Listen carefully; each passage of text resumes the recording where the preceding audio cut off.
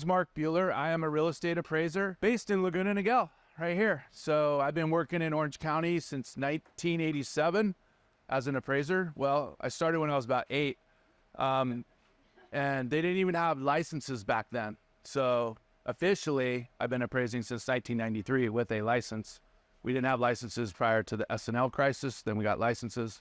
Then we had other crises that brought on other cool things into the appraisal world that I may touch on. But yeah, today I want to talk and focus with agents on how do appraisers do what they do and why do they do what they do. You know, you probably have seen appraisal reports and looked at them and go, what the heck, man, this is not helpful.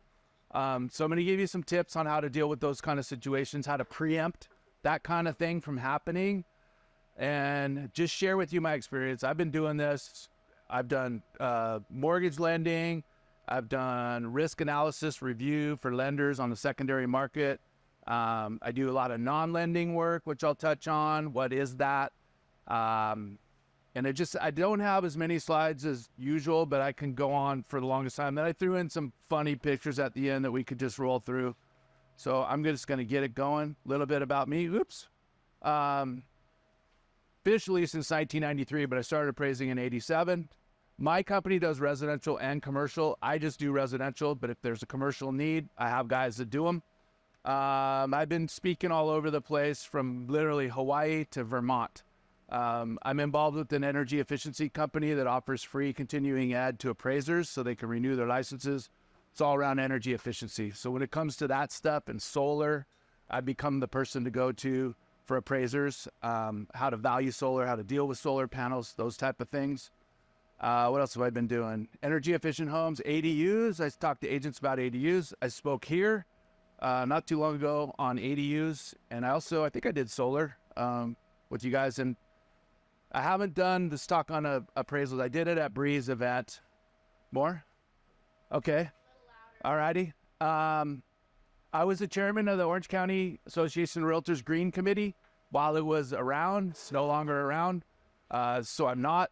And I belong to Laguna Beach Association and Orange County Association.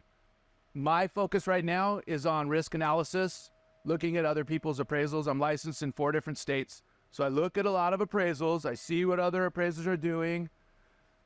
Let me repeat this. I look at a lot of appraisals. I see a few good ones. I see a lot of crappy ones. That's a problem. It's a problem for you. And it's hard as a reviewer and risk analysis for me to tell the lender, you already funded this, it's closed. Guess what? You just loaned $800,000 on a $600,000 house. Let's hope the market keeps rocking. Okay. How do appraisers choose comparables and why? What is their criteria for doing that? What should you share with the appraiser? What should you talk to them about? What should you not say to them? We have all heard, oh, you can't talk to an appraiser, right? Don't say nothing to them. When they walk up, it's like, boop, zip. You can talk to the appraiser about anything you want except for the value. Don't run up there and go, we're going to need this place to be worth $1 million, or I'm not going to be able to make my payment this month. You know, I'm going to trade in the Mercedes for a Hyundai. It's like, you can't talk about the value. You could talk about anything else. The house has awesome improvements. We're in this school district. People love this neighborhood because it's proximity to the beach, whatever. You can talk about anything you want to the appraiser. Certain things you do not say to them because some of them, they're different. We're all different. But it's like a box of chocolates. You know, you never know who's going to show up to your deal. It might be some guy who's had a bad day. You start grinding him and he's like, nope, it just turns them off and they go the other direction. What's counted in the square footage? What parts of the house are included? What parts are not? How to get the most qualified appraiser. This is a little insider tip that other appraisers probably wouldn't appreciate me sharing with you. But if you have a listing and you're the listing agent, there's some things that you can do when that person contacts you to schedule that appraisal. And I'm going to share those with you. And then, okay, so you didn't do any of the preemptive stuff that I'm going to tell you about. And you get the report back and you're like, this this is not going to help us. The contract price is here and the appraised value is there. Now what do we do? There's a process. Typically there's a process in place for most lenders to challenge that or do a rebuttal or reconsideration of value. The problem with that process is appraisers are typically pale, male, and stale. They're old, they're grumpy, and they know everything. They're not going to change their mind. So if you haven't made your preemptive strike, they're not going to change their mind. Getting an appraiser to change his mind on an appraisal is almost like getting one of my surfer friends to move to Nebraska. It's just never going to happen. Let me back that up. It might happen. Chances are very low. So, yeah, if my kids moved to Nebraska, I would go. But chances are, and I have changed my mind on values. But how to challenge a poor appraisal? I was invited to a real estate office last year, and the lady said, hey, we come talk to the agents. I'm like, yeah, that'd be great. So she's promoting it, and she says, the title of what I'm going to talk to them about is how to get a good appraisal. And I'm thinking about it going, what's a good appraisal? Like one where the value on the bottom of page 2 is the same as the contract price at the top of page 1. That's a good one. And I see that in my review work every day. The appraiser hit the contract price. The report's terrible. It's not even worth near that amount. It's just not. So, but what's a good appraisal? How to get a good appraisal? One that makes the loan, makes the transaction, makes everything happen. So when it's a poor appraisal, it's poorly constructed, I might be able to help you with that. How do appraisers choose their comps? I'm going to tell you how I choose mine. The appraisers that hit the value, I think they're looking for the comps based on price. And when a real estate agent brings me a package of comps, it might be like, oh, here's all the comps in the area, and I can see how they filtered their search. All the comps over $1 million. If that's the way you do it, cut that part off. Because we know, we look up the comps. We're looking at the ones that are recent, sold the most recently, especially in this market where the market had been going bananas. The most recent sales are the most relevant, the most proximate, like closest to us. Don't go 5 miles away. If you're in Coto de Casa, don't go to Dove. Don't go to somewhere else. If you're in a gated community, I'll stay in that gated community, even if there hasn't been that many sales, and I'll just go back in time and analyze the market. What was going on when this thing sold a year ago? So recent, proximate, and similar. Similar in what way? Well, the square footage of the home, and I'll get to it on the next slide. Square footage of the home, the location of the home, the size of the lot, the amenities of the home. Is it all remodeled, or is it all, they remodeled it, back in 1984 with brand new shag carpet? How does it rank overall in condition? But if there was somebody here who never had learned anything about real estate, and you asked them, what's 3 most important parts about real estate? Location, location, location. So I've run into people who are like, all right, we've got this house. I just did this one. I think I used this illustration before. There was a house over here. It's on El Niguel Golf Course. It's not on El Niguel Golf Course. It's near El Niguel Golf Course, okay? It's beautiful. It's the most beautiful home. The yard was, it was awesome. It had this guest house in the back. It was set up for weddings. It had a huge yard. It was probably one of the nicest houses in that area. There's a house across the street, fix and flip. So it's been, a lipstick remodel, and it's on El Niguel Golf Course, right there, right across the street. So I go to this house, and the agent's like, I'm not sure how to price it. I don't know. Can you come and give us your opinion? I'm like, okay. House is right here. This one's for sale for $7 million. It's okay. Theirs is way nicer. It's like, well, that one was $7 million, and that's so much per square foot. So we're figuring this one's worth, $5.5 million.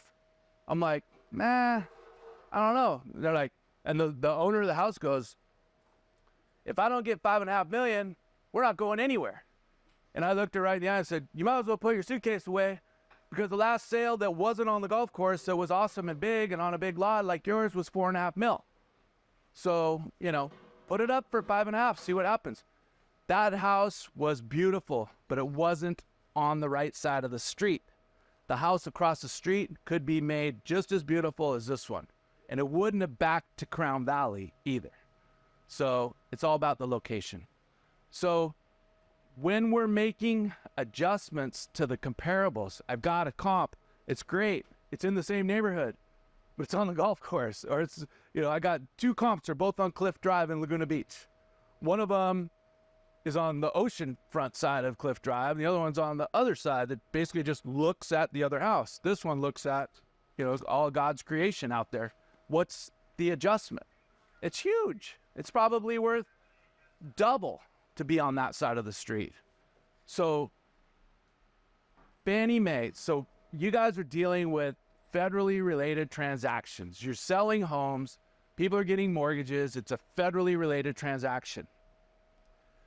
Fannie Mae is going to, typically, the loan has to be written in a way and underwritten to a way where it's eligible for purchase on the secondary market. Has to meet all these criteria. In order to meet that, a lot of things have to happen. The adjustments, they say, have to be based in the market. So this becomes difficult when we have a unique property with a boat dock, with an ADU, with solar panels, with whatever. It's just different than all the others. They want to see bracketing. They also want any adjustment that I make to the comps. I have 2 houses, they're both the same model. One has a pool, one doesn't. If they both sold for the same price, my appraiser brain would say, that pool didn't add anything. One has a pool, one doesn't. They both sold the same amount. I can't extract anything from the market that was contributory value attributed just to that pool. So Fannie Mae wants to see things supported by the market, and lenders, not Fannie Mae, but lenders want to see things bracketed. And what I mean by bracketing, you got a 1,500 square foot house, 3-bedroom, 2-bath. They want to see a house that's bigger than 1,500, smaller than 1,500. Because if I'm going to make an adjustment to a 1,300 square foot house versus a 1,500, they're going to be like, where'd you get that information? You got to have one that's bigger and smaller. Hopefully, if you guys are doing your job, it makes it easy for me to extract it, because the 1,300 one sold for less and the 1,700 one sold for more. But that's not always the way it works. There's weird things going on where people get crazy and they pay prices that we just can't even figure out. So they've got to be, adjustments to the comparable sales prices have to be based in the market. And they got this bracketing thing. The problem with bracketing is the lenders, most lenders, they want to see the sales price bracketed. So if I pick the highest sales that I can, and we're in this market where things are just skyrocketing like we were a year or 2 years ago, right? How do I say, okay, this one's worth 1.3 when the last one that was the same sold for 1.2 6 months ago? Well, we can make a time adjustment based on when that old one went into contract, not when it closed, when it went into contract. But the lender wants to see a sale that's equal to or greater than what I appraise it for.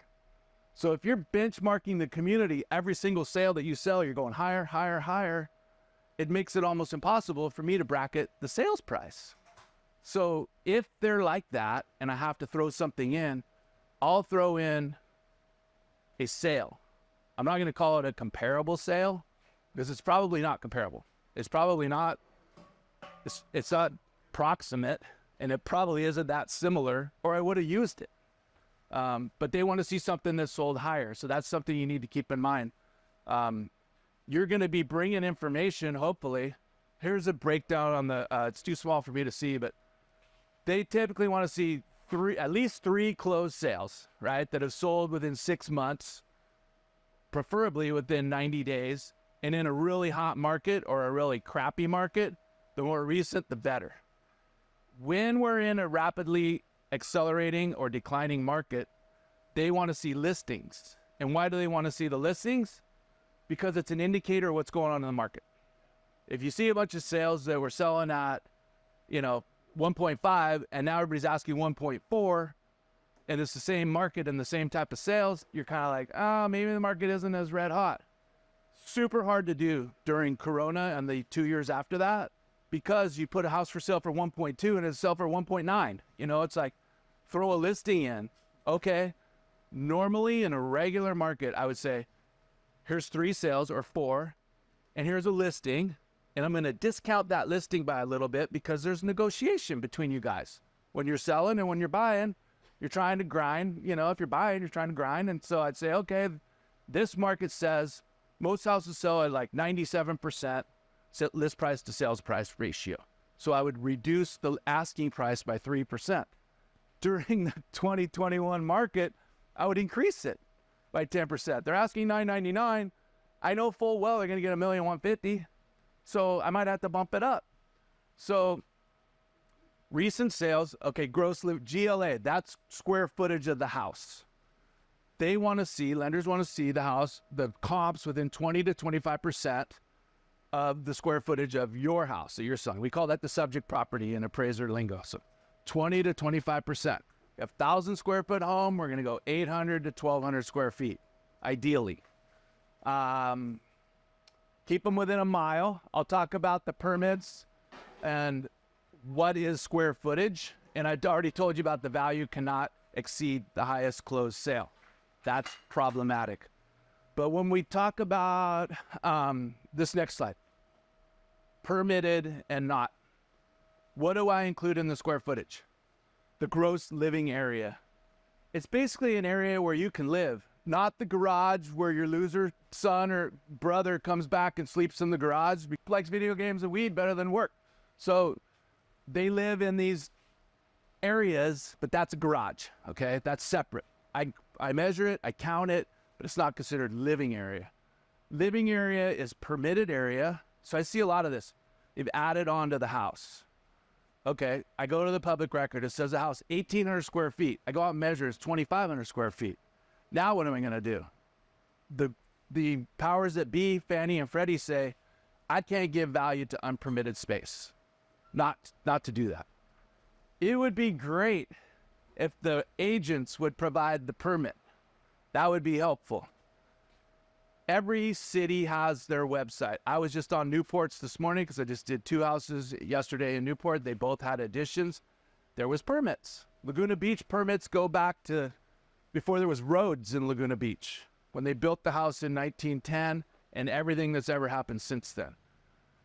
It's a lot of digging and hunting and pecking, but if it's not permitted, it's not to be given value. Now, back when I started, we go to a house, says, oh, it's 1,200 square feet. I go there, it's 1,800 square feet. We could get away with saying, it looks like it was built in a workmanlike manner, conforms with the area. It's not an over improvement, so I'm going to give it value. Not for conventional, but yes, for FHA and VA. If it's permittable, we can count it. So these are, government agencies at VA, FHA, they're okay with it. If it looks like, a Tijuana add-on, we're probably not going to call it, up to code or whatever. There might be problems there. That's the home inspector's job. He's going to come and look at that stuff and go, no, it's single wall construction with cloth electric work from 1925. It's just not happening. These type of add-ons in Florida, we don't count those as square footage. We add the van to the back of the house. The sunroom, not counted into the gross living area. That's not a part of it. Okay, the ADU thing and the guest house thing. Please, when you list a property and it's 1,500 square feet, 3-bedroom, 2-bath, then they've added an ADU that's 1,000 square feet, 2-bedroom, 1-bath. Don't put 5-bedroom, 3-bath, 2,500 square feet. That gives me the wrong impression. I think I'm going to a house that's 5 bedrooms, 3 baths, 2,500 square feet, 1 house. That's separate. On our form for lending, we have, it's a single family house, it's a single family with an accessory unit, or it's other. So please separate those out, because now we have to go back to the drawing board, look at 1,500 square foot, 3-bedroom, 2-bath houses, and then hunt and peck and search, try and find someone who's actually built an ADU and sold that property. which is pretty rare. Nobody's building ADUs and selling them unless they're prepared to take a huge loss. They're very expensive, and their value doesn't translate in the market at this point. What else we got? Yeah, the casita, the ADU. Garage, not counted separately. The enclosed patios and sunrooms, not counted. They're counted as patio space, but not as living area. Did you have a question? So when you say permitted, like some rooms are actually really nice, and we don't know whether they're really permitted or not, but we've always been under, at least I have been from the time I've been in this career, heated and cooled locations. Mm-hmm. So how does that differ from just, I mean, I get it, but how do you come across that valuation? If I'm doing one for conventional lending and the county record shows 1,400 square feet and they've got a heated, cooled room that never got permitted or we can't find it, and the property now totals 1,600 square feet, I don't have any proof that that was permitted. And, you know, it's hard to prove that something doesn't exist, like a permit, or ask an atheist, you know, it's a rough discussion. What was the question again? Oh, the question was, if a room has been added to a property and it's heated and cooled, can we count that in? Not without permits. You've got to have the permits. That's not my rule. That's their rule. And you can get them, I think, after the fact. But that's a problem because people are like, well, I don't know if I want to pay the supplemental tax bill on this, but I do want to get value for it. And they think, oh, maybe my property taxes will go up. Yes, they will, actually. You'll get a separate one for your add-on. So, you know, you can't have it both ways. What is a bedroom? I always hear a door and a window. Well, maybe, or two doors. It's got to be 70 square feet. It can't be 35 feet by 2, like this room in Manhattan. It can't be like that. It's got to, at least one wall has to be 7 feet long. It has to be 70 square feet. You got to have 2 ways of getting in and out. So this unpermitted sunroom that I went to yesterday, this was an odd one. It was in a condominium. So they've taken the balcony and added on. There was a window, but there was no ladder. So I wouldn't call it a bedroom. And as it turns out, I'm not even going to call it, I'm going to call it a balcony. So I measured the room. It was not permitted. So a bedroom is at least 70 square feet. It has a way in, 2 ways in and out. Not necessarily a closet. If your market expects a closet in the bedroom, then yes.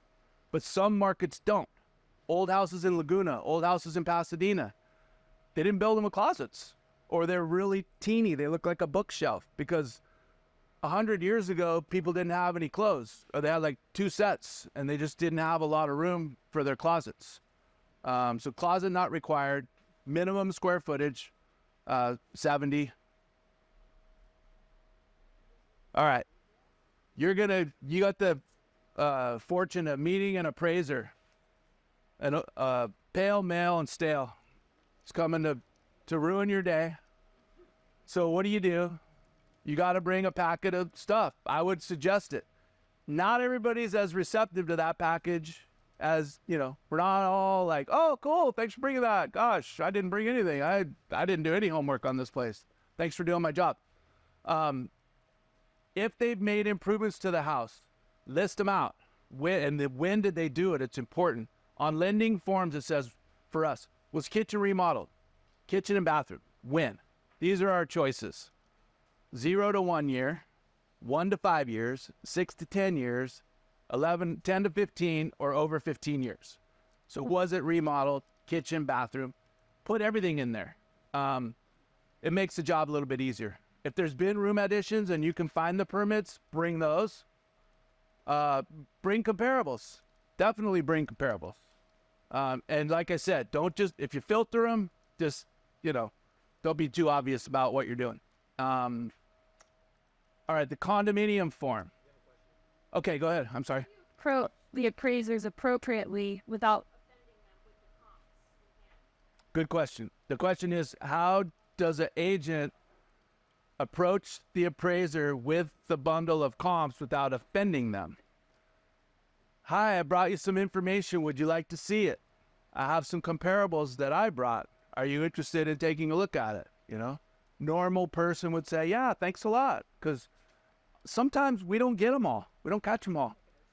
This is a good point right now to diverge from. When the market was on fire, not everything went into the MLS.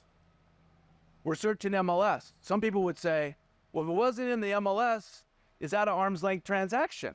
It wasn't exposed to the market. Well, I mean, Bree has her thing where people kind of make deals without anything ever going on the market. You guys have your little interactions. It's like, hey, I know somebody's looking for a place. Like, oh, I got one. So before it even hits the market, it sells. So we can't just search the MLS. We need to search the title or, public records. And in our MLS, it's real list tax records. Bring up the subject property, run the comps. There might be one in there that wasn't on the MLS. You need to bring that and try to explain your case and say, hey, listen, it's a hot market. There's no inventory. Not every single sale that happens goes on the MLS. This one was not between, brothers and sisters. It's not a straw buyer or some funky deal. Two informed buyers I know about. The appraiser is going to be like, oh, yeah, right. You realtors are just always got a story for me why your place is worth money. But it's worth a try, because just because it's not in the MLS does not mean that it wasn't an arm's length legitimate transaction. Okay, back to the condo form. The appraiser has to fill in the name of the HOA, like exactly like you're going to see on the HOA cert. We don't know that. We just see in the MLS. It's in, Tivoli Gardens. Okay, Tivoli Gardens, $400 a month. That might have changed. How many units are in the development? This is all on the condo form. How many are for sale in the development? How many phases were in that development? How many units are in our phase? How many are rented? Are you kidding me? I'm trying to figure out what it's worth. I don't know all this stuff. So if you bought a condo cert, share it. If you know this information, share it. Listen, the appraiser's busy. Well, they're not that busy anymore because the market's, kind of slowed up, but they got plenty to do. This should not be taking up the majority of their time and filling out your report. Give them a helping hand with this part, because then when they get to the second page where they're analyzing the comps and trying to figure out what the house is worth, they can dedicate more time to that. I'm sitting there searching, like, what's the zoning on this property? Oh, it's, RS6. Like, doesn't matter to the value. A lot of the stuff on the form has nothing to do with what I've become good at. This is just digging up information. So we need to know the property management name, company name. So it's, whatever, Merit turned into whatever they are now, and their number. We're going to put all this stuff on the form. Okay, the purchase contract. When you got 57 purchase offers, just for me, I'm good with that. Just tell me I got 57. I believe you. Don't bring them all. I don't need them. I get it. I know. I'm not doubting it. It only takes one to sell the place. So, but yeah, let us know about it. And when you schedule an appraisal with an appraiser, ever since 2010, the Financial Reform Act, we changed the whole way that this works. You don't have a mortgage broker who has an appraiser bro who's going to get his price every single time. You got this random selection process where the lender orders the appraisal through an intermediary, a third party called an appraisal management company. You're sending the information to the appraisal management company, the order form, the purchase contract. In between the time that this super efficient model of appraisal management company that takes half the appraiser's fee away from them gets the contract to the appraiser, there's been changes to that. We've had counteroffers and seller counteroffers. When the appraiser calls you and it's a purchase, if they don't ask you, tell them what you sold it for. This is not undue influence. This is not out of bounds to talk about. If the appraisal management company that ordered the appraisal tells me that you sold it for $1 million and I'm going to give you a good appraisal, it's going to be for $1 million, but you got a counteroffer for 1.1. You're like, what are you doing? You idiot. You could have easily got the 1.1. Why didn't you do that? Like, why would I? It just said $1 million. No, you didn't have the most recent counters. We need that. So when it comes to when they call you, which is a couple slides from now, give them the most recent price. Do you have the most recent purchase contract? It's counteroffer number 3 or whatever. And it says they sold for $1.1 million. Do you have that? No, I got this dumb form from the management company that says you sold it for $1 million. So that's the most important thing. The counteroffers, whatever. We're only going to look at the contract. What you could say to the appraiser. Talk to them about the sales in the area. You could talk about that. You could talk about the weather, the game, the kids, the surf, whatever. Talk about the neighborhood. If you know how to utilize your MLS and you've got these tools in there like info sparks and those kind of things, you can show some trends, like what's going on, what's the median price. People are talking about on the news, oh, the market's terrible, the rates are 7%, prices are going to tank. They didn't tank. They're the same now as they were when they peaked out in April of 2022. The median sales price in April 2022, when people kind of got an idea that the rates are bad and going to get worse, was $1,045,000 for a detached single family. Now it's about the same. So they didn't go down. What they did is everybody got freaked out. They went down for a little bit. They went back up. And who knows what tomorrow will bring. Depends on who you listen to. CoreLogic just said that there's going to be a 7% drop in the next 12 months. And they're the only ones saying it's going to drop. Everybody else says it's going to, just do what's normal. So if you have something like that and you can bring that to a listing agreement, because your buyers are watching the news and reading the paper and listening to this stuff that might be happening in Tampa. Yeah, the prices suck in Tampa because they went up by 50%. They're down 20, but they're still up 30. So, is your cup half full or half empty? Undue influence. Here's an example of undue influence. I went to a guy's house. I did it. It was a big house.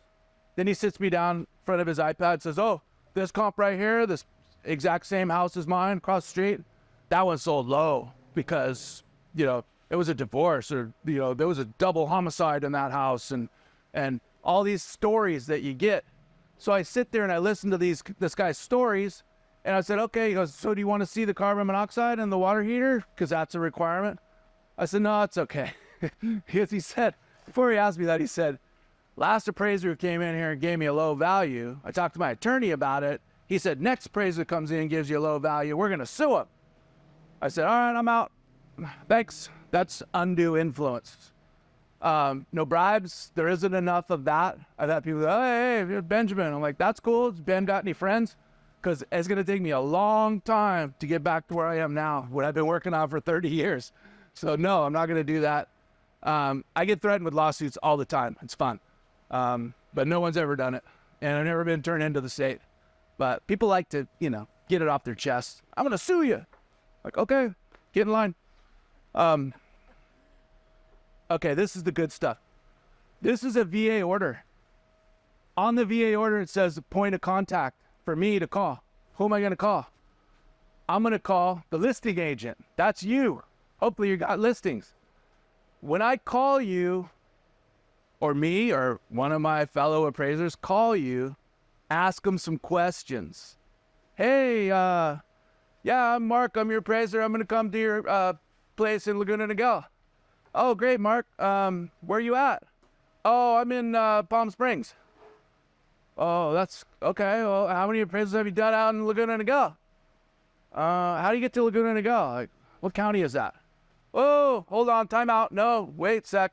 I'm not so sure this person is the best person for the job. I have a house that has a boat dock. Have you ever done a house with a boat dock? I have an ADU. I have solar panels. Have you ever done anything like that? It's okay. Ask them about their qualifications. How long you been in business? Where's your office located? If you don't like what you're hearing, now I did this in the Chase office, and the Chase guy had something to say about it, but, he's a Chase guy. So I don't think it's out of the ordinary or out of bounds to call up your lender and say, the guy who called me to do the appraisal, not feeling it. So if they want to schedule an appraisal, just go, hey, let me get back to you. Other lines ringing, or I got to check my schedule. Contact the lender and go, do you have somebody within 10, 20 miles in the same county that knows this area that could do my thing? I mean, appraisal management company. Your borrower is going to pay $700. That guy's maybe going to get 300. The management company gets a hefty piece of it. The guy making $300 doesn't really care about your commission that much because he's going to get paid whether it happens or not. And he's going to drive from Palm Springs to do it because he needs to put some top ramen on the table. I mean, times are tough right now. And so they're traveling, they're going into areas where they shouldn't be going. Vet the appraiser, just ask him some questions. And I don't think it's, the guy Chase kind of disputed that, goes, no, we can't just say pick and choose, and we can't just say, oh, I don't like that guy because of this and that. It's like, the guy's coming from 125 miles away.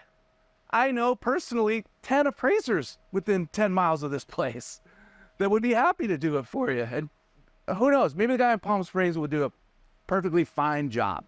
But I've heard the anecdotal stories from agents about, oh, this doofus came out from San Bernardino and never even seen the ocean, you know, and we got an ocean view. He gave it a $5,000 adjustment on a $2 million house. Like, oh, okay. Maybe you should ask for someone different. The Mark, you didn't give you a point with that. So, like, how would you navigate that? Without stepping on too many toes, it's third party, and if they come out before you've had a chance to phone vet them. Yeah. At that point, like, what if you find out? Okay, so the question is, how do we tiptoe and navigate around this maybe not getting the most qualified appraiser out to our job site, and they've already scheduled an appraisal with us? And if you can't like wiggle out of it somehow and go, oh, I just got a flat tire or whatever, and you're there, now you got to teach them about your area. You got to give them all the data that you possibly can. Ask them at that point, how many jobs have you done in this area? Were you aware that because this house is located right here, you get to go to Moulton School, and Moulton School is considered better than some of the other schools because of the academic and the GATE program and all this stuff? Were you aware? Did you know what high school you go to if you go here? I mean, it's all that kind of stuff plays into it. So if it's gone that far, it might be too late. Okay. But we're going to talk about what to do after that guy turns in his report when you get a poor appraisal. It's not happening.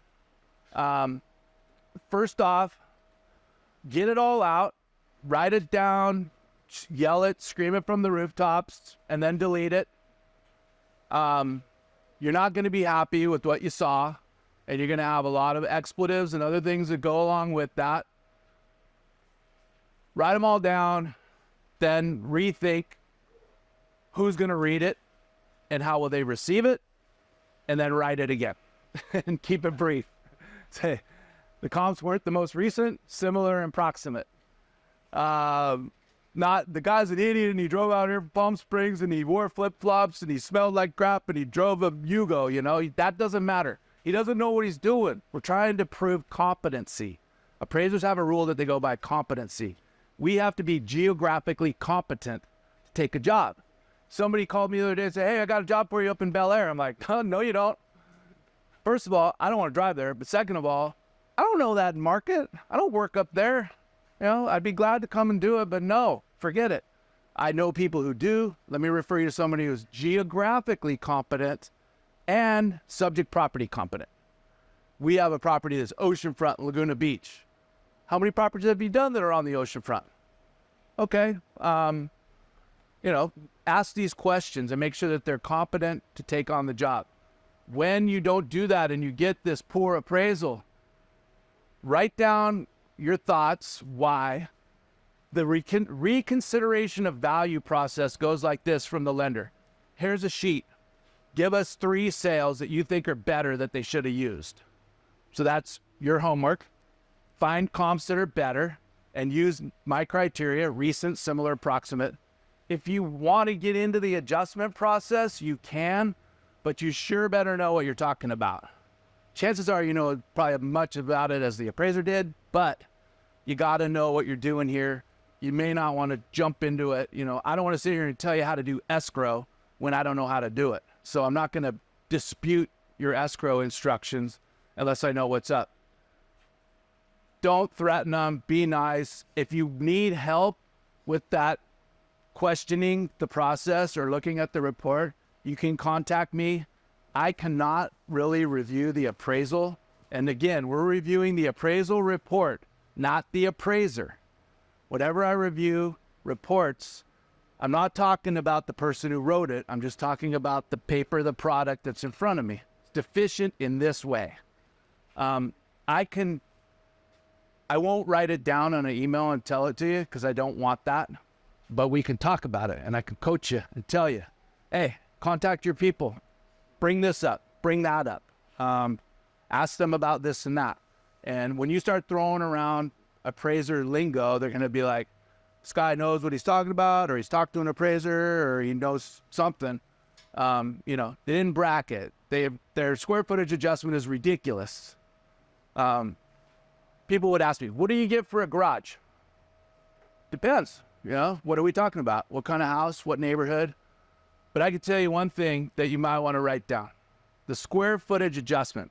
What do we do when a house is bigger or smaller than the other house? If you look at the appraisal, it has the sales price and it has all this other information, but right under the sales price, it has price per square foot. We don't do price per square foot, but we do use it to determine the square footage of the house adjustment. And this is how that works. We got 3 closed sales. They range from $400 to $500 per square foot.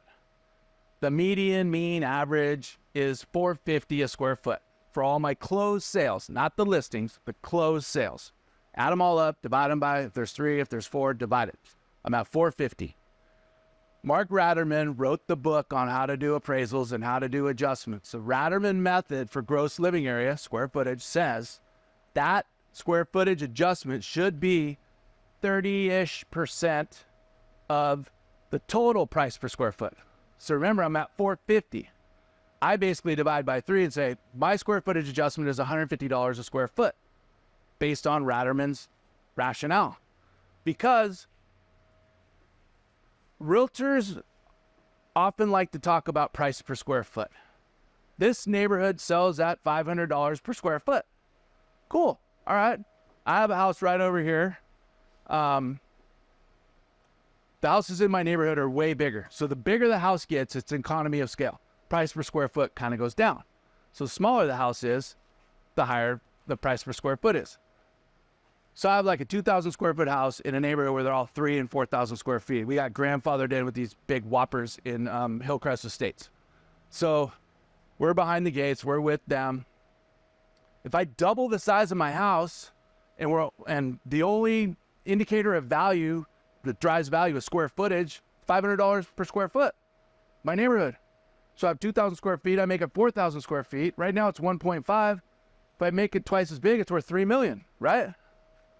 No, because there's other things, like the fact that I back to Alicia, the fact that my house built in 1993, not 2003.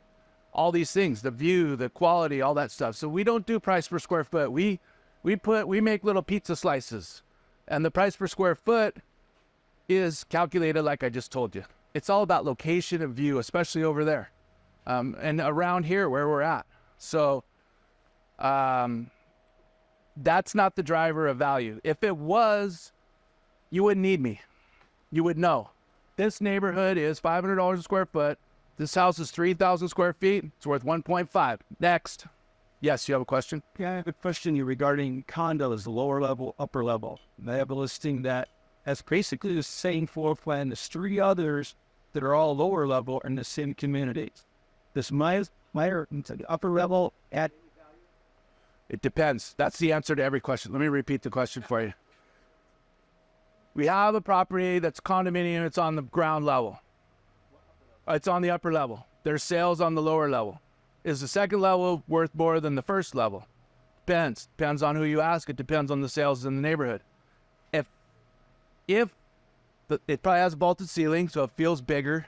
It's going to be more marketable, have more appeal to the market. But did your fellow realtors sell second level properties higher than first levels? That's the answer. If they're all selling at the same price, the appraiser brain says, first level, second level. Whenever people ask me questions like, what's the garage worth? What's the pool worth? What's this worth? I tell them, listen, take off your real estate professional hat. You act like you're going to buy it. Which one would you rather have? It's easy. I'm looking at a place out in the desert right now. The bottom level they're tiny, they're studios. The top level, it's like you're in a little clubhouse. It's got a high ceiling. It's cool. It should be worth a lot more, but they're not selling for that much more. They're like 10% more. So I would think it would, if it doesn't sell for more in a normal market, which we're still not in, it would sell faster. So you'd have less time dealing with it, but we're still not in a normal market, which brings me to this slide. Oops. Yeah. What is happening? Well, most appraisers work with a rear view mirror perspective. We're going to tell you what happened because we're not Nostradamus. We don't know what's going to happen. And we're coming up with values based on what happened in the market and analyzing trends. Are we going up? Are we going down? Where are we? And there's a lot of good sources out there. You know, we've got Stephen Thomas and we've got Redfin actually has good data. Atom, ATOM. Who else am I getting stuff from? There's just a ton of places where you can consume this information. But if you pinpoint it down to your zip code or your neighborhood and do your own analysis, you can see what's happening. And I told you what's happening. Orange County, detached homes. Orange County is a pretty big spot. There's 3 million people living here, but there aren't that many transactions. So the lower the amount of transactions, to me, the less valuable that data becomes. So if I'm going to analyze Balboa Island, and they've had 3 sales this month, and the median sales price is $18 million because they had one at 2 million, one at 27, and one at 18. It's worthless. So the bigger the sample size, the better. I'm looking at the entire county, and if we look at the entire county every single time, we're looking at this as large of data set as we can. If there's enough data and you can crunch that down and say, all right, Mission Viejo, there's been a lot of sales. Well, which zip code in Mission Viejo are we looking at? Let's crunch it down. Let's see what's going on. What am I seeing? The sales contracts. Remember when the buyers were like, I'll do anything. I want this house. You list it for $1 million. I'll pay 1.1. I'll waive all my contingencies. I don't care if it appraises. I don't care if the termites are there. I don't care about any of this stuff. That's where we are again. We're back there. Have been for a few months.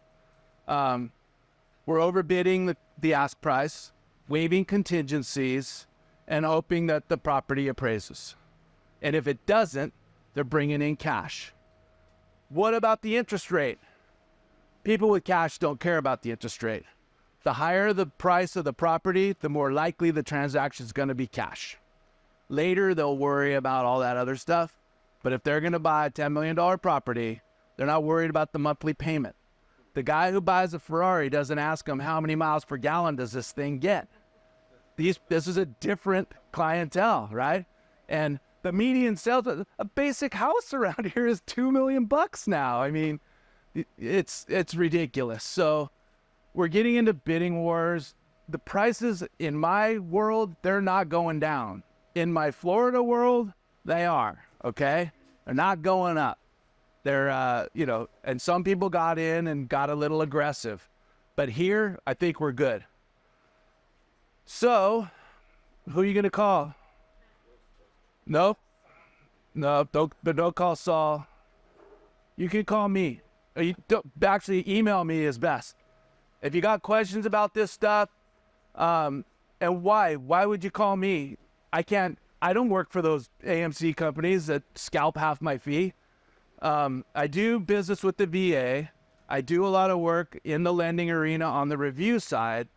But what I do and why I go out in places like this is I think I forgot to put that QR thing in there. I had this QR code where you can scan it and then give me a review on Google, and that's how my phone rings for appraisals that are needed for taxation. When someone inherits a property, grandma dies, now it's someone else's property, that someone else, the heirs, they get a new tax basis. So grandma bought a house in Laguna Beach for $200,000. She stepped out in 1950. She was going for it. Now it's worth $25 million. The heirs get the property. They start at $25 million. I value it as of the date that grandma passed away. If they sell it for $25,900,000, they've gained $900,000 that's potentially taxable for capital gains. What if it goes down significantly? No gain. That's a good thing. adjust it after the death date. They're not going to give you any money back, but you're not going to owe anything on capital gains. They do the same thing with stocks. So if grandma had a bunch of stocks and they were for Twitter and she bought them when Twitter was high and then Musk bought Twitter and then they tanked, you have no gain. So they're not going to give you money, but they're not going to tax you. So I do date of death, taxation jobs, pre-listings. I mean, you guys don't need me for that. You know what things are worth. You know your market. You work in it every day. If you want me to come and help you out, I will. But what's a better use of my skill? Anybody in here ever had a stubborn seller that didn't want to drop their price? How about a mid-listing appraisal? They don't want to hear from you that you should drop your price. How about if me, who's going to come in and charge them a fee, who doesn't care if you ever sell the property or not, gives them an opinion? My opinion is it's worth, if this thing sold today, the day that I'm at the house is the date of valuation. If it sells right now, most likely it's going to appraise for this amount. Here's another little break in files from the VA thing for listing agents or any agent. You sell a property, you provide the accurate contract price to the real estate appraiser, they will hit that price. If it's $888,888, they're that good. They'll get it down to the dollar. I don't. I'll call it 900 grand or whatever. But it's an influencer, I guarantee you. Because if they don't hit your contract price, their phone might stop ringing. The system that was set up in 2010 was to eliminate all that, but it didn't. The reality is, if you're the deal killer, chances are you might get that, oh, hey, bro, let me call you back later. I heard about you. I don't care if you're coming from next door, not Palm Springs. You may not be the person for the job. So, another thing I'm doing a ton of is measuring houses. You don't want to put a listing on the MLS, you've got a bunch of add-ons that you don't know, you don't want to misrepresent. So I'll go out there, I'll measure it. I measured one yesterday in Newport. It was bigger. I researched the permits. Usually I tell you research the permits. I'm going to go measure it and I'll tell you how big it is. You figure out what's permitted and you disclose. We had a pro come out and measure it. I've been measuring houses for 35 years and I've measured a ton of them. I'm fairly accurate. So you can call me for that kind of stuff. Please call me for that kind of stuff. Look me up, Laguna Niguel appraiser, if you want to leave a review. I didn't put the QR code. That usually is a good thing. And then here at the end, I want to give you an idea of an appraiser's life. Some of the things that we see that I've taken pictures of, or I've pulled these pictures off of the internet, it's not uncommon for an appraiser to come across some of these things. This is a Laguna Beach starter home, under $2 million. You get the land. They left the door, so that's what you get. Corona Del Mar, beautiful house on pillars. Corona, house on a chiller, not a pillar. They're making the best use of their space here. Pop the Murphy bed right up there. Looks like over the stairwell. Don't have all out of that. Waterfront. Deep discount. See what I did there? Deep water. This one need a little TLC. I've seen houses like this. In the appraiser coding, since we've had to codify our lending appraisals, that would be what's considered a C6. It's inhabitable. C1 is brand new. C2 is like new, but been lived in. C3 and C4 are most houses, upgraded, normal house. C5, not good. C6, tear it down. This house is right across the street from cemetery in Inglewood. And the value was insane because they were building the SoFi football field at the time. So prices were high, still are. Green with envy. This kind of stuff I see for the date of death. I see a lot of, have you upgraded the home? Oh yeah, you should see it. My grandma updated this place in 1975. back when this bad boy was built. And this one's on the market right now if you're interested. 5.5 mil. The Brady Bunch house. It's in like Sherman Oaks. Some reality TV show bought it, and then now it's back for sale.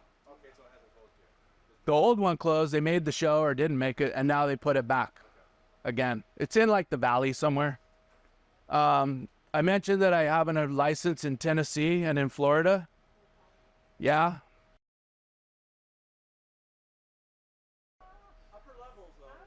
Upper level sells for more. It's got a better view of the swamp.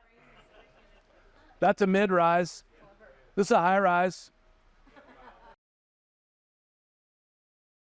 And wallpaper back? No? Not really? No? And the bed and curtains and everything. That's pretty awesome. I don't know what's going on here. We got plastic on top of the toilet and a statue.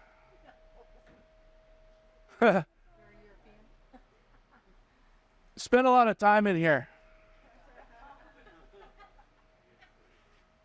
Yeah, and they got one of those things that'll wash your bum. Kids use that like a water fountain.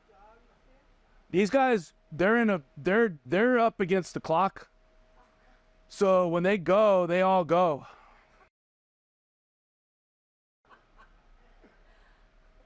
Okay, for FHA and VA, we need to see the attic. We're supposed to go up there. It used to be head and shoulders inspection. Now we're supposed to go up there and check out how much, rat sprinkles and chocolate drops you got up there, if it's safe. So as far as I'm concerned, it's never safe. They do not have a picture of me. They do not know that I don't weigh 500 pounds like I told them, because I'm going to come through the ceiling. So we step on that, and sometimes we step on other stuff when we're out in the yard. And we deal with dogs a lot of dogs. And if the dog bites, there's an automatic adjustment downward for that. That's a problem. And I think this is the last one. Oh no, there's one more after this. Costa Mesa cat lady. There's a movement to go to speed up the appraisal process by bringing in like realtors and other professionals and even just trained Uber drivers to come in and inspect the property data collection. So they're going to go through and they're going to take all the photos and they're going to submit all this stuff to someone with a license, and the guy with the license is going to sit at his desk and do the comps based on these photos. So the argument from the appraisers is, well, they can't smell the 27 cats that live there, right? And, maybe, I don't know, I've been in this house and it's got a certain twang to it. And yeah, Nellie Gale, equestrian property. They told me it was zoned for equestrian and I questioned that. So they showed me that it really was. And that is it. Oh, I do have the QR code. Check it out. Thank you guys. If you click on that and you give me a review, old people call me. I moved out of mortgage origination into a more stable line of business, death and divorce. And so I've been doing really well through this downturn here. And it's pretty much what I do. I mean, I'll do mortgage stuff for VA, but those reviews are the kind of thing that's getting my phone ringing. And I've been blessed to be able to, come and speak at events like this, how people turn out, and then you just share my information with people if they're ever looking for an appraiser. Pretty rare that someone would be, but if they do. Oh, and I wanted to ask you guys a question. We're going to actually ask 3. Okay, I'm going to ask this one. First one, raise your left hand and pat your head and rub your belly. If you know, first one to do that. What is this? Left hand, left hand, left hand, pat. Okay, what is it? It's a carbon monoxide alarm. 10 years worry-free. 10 years. Yeah, 10-year battery, 10 years worry. If you win the lottery today, you have more than 10 years of worry-free. I actually opened it because I was going to put it in my house, my rental, but I realized that it already has. What does it already have?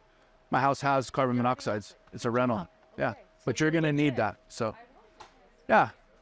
So thank you guys. Three more questions, please, Mark. 3 more. 3 more. We're gonna help us on this, everyone. Okay. Okay. When an appraiser chooses comps, when this appraiser chooses comps, what are his 3 criteria? Nope, that's the number 1 driver of value. Proximate, similar, and recent. You got it. And that's for fine a flyer stand. All right, what's your next one, Mark? If you live in Corona, how do you hold up your balcony? Yes. That's right. What? Let Okay, let me think here. me do this. Okay, you do that one. Good, because I was thinking. Okay. It's going to be a good one. Were you listening? Were you listening to Mark? Yes, we know that because he's so knowledgeable. But 2 things. 1, thank you for coming. 2, our next class is on the 12th of September. So mark your calendars. Scan our QR code so you can get all the information. But we will reach out to you as well to let you know what's going on. But here's the 3rd question. It's not going to be, what do you write in for escrow? But what do you write in for escrow on the contract? Generations escrow. That's it. Do not leave it blank or put seller's choice. Okay? We know deals are hard right now. We get it. But if you leave it blank, it's so sad. So please at least give us a shot and throw in generations escrow. I agree. Not seller's choice. I second that. So, thank you all. Thank you all. My info, my cards are up on the table, I think.